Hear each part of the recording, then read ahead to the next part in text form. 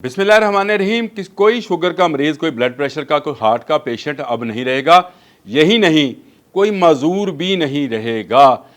ये बात वाज़ह है कि इंसान ने मेडिकली और हेल्थ के हवाले से इतनी तरक्की कर ली है और एक ऐसी दवा ईजाद कर ली है जिसका नाम है TRG-035। जी हाँ, ये इसके तजर्बात शुरू हो गए हैं। अगर आपका दांत टूटा है, आपको इंजेक्ट किया जाएगा और आपका नया दांत सामने आ जाएगा। और अगर आपका हाथ पाँव या कहीं जगह किसी जगह मजूरी है तो दोबारा से नई हड्डी और नया गोश्त पोस्त का इंसान गोश्त पोस्त का अज़ा जो है उसको बनाया जा सकेगा।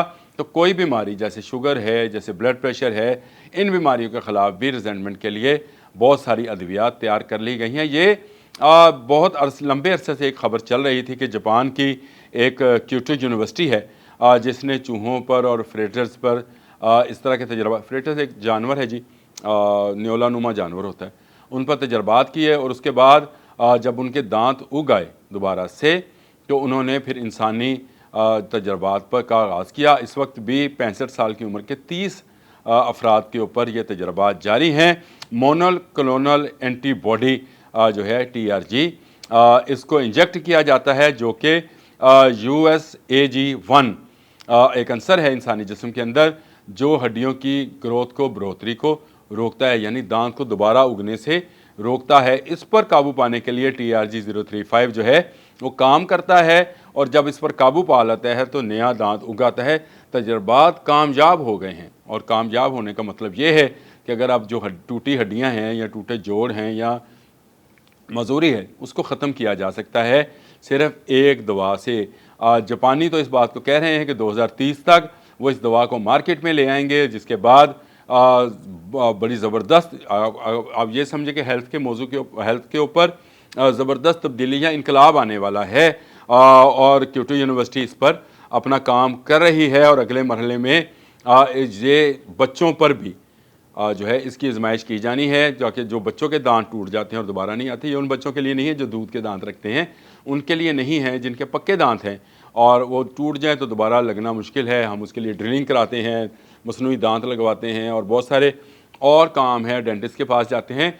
वो सारा झंझट, सारा मामला ख़त्म शुद्ध हो जाएगा। और ये सिर्फ यहाँ तक नहीं है, अमेरिकी जो अदारे हैं वो रूस के सदर और चीनी सदर के दरमियान रेड कारपेट पर चलती हुई जो खबर है उसको भी इसी एंगल से देख रहे हैं। गो दुनिया जो है वो बायोलॉजिकल वेपन कन्वेंशन की सिग्नेटरी है पूरी दुनिया, और अक़वाम मुत्तहिदा ने भी इस पर पाबंदी लगाई कि इस तरह के वेपन्स जो हैं तैयार नहीं किए जा सकते हैं जिन पर बायोलॉजिकल गैसेस का या जरासीम्स का इस्तेमाल किया जाए। लेकिन जब जंग शुरू होती है तो कौन रुकता है? तो जंग के हवाले से ख़बरें हैं जो कि बहुत खौफनाक हैं, लेकिन मैं ये समझता हूँ कि इंसानियत के लिए बड़ी ख़बर ये है कि चीनी सदर और रशियन सदर ने 150 साल की उम्र की जो बात की है और ऐसे इमोर्टल्स पैदा करने की बात की है जो लाफानी हों, ऐसे इंसान होंगे जो मरेंगे नहीं। क्या ऐसा मुमकिन है? बिल्कुल ऐसे मुमकिन हो सकता है, क्योंकि अगर आप 150 साल तक लेके जा सकते हैं तो आने वाले 25-30 साल में आप इस 150 की हद को 300 तक भी ले जा सकते हैं और इससे आगे भी लेके जा सकते हैं। ये बड़ी खौफनाक सूरत हाल है। इस वक्त तो खुशी की बात यह है कि चले जिनके दांत टूटे हैं उगाएंगे, जिनको कोई जिस्मानी मजूरी है उनकी हड्डियाँ दोबारा से सेहतमंद नशोनुमा पालेंगी।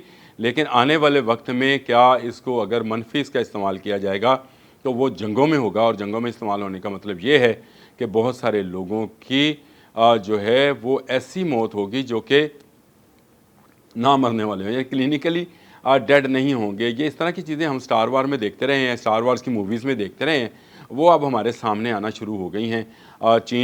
जापान की जो है इसने इसमें सबकत ली क्योंकि जापान ने ये अनाउंस कर दिया था कि क्योटो यूनिवर्सिटी ने इस पर तजर्बात मुकम्मल कर लिए हैं। चूहों और फेटर्स पर ये तजर्बात मुकम्मल हो गए, लेकिन इंसानों पर तजर्बात अभी भी जारी हैं।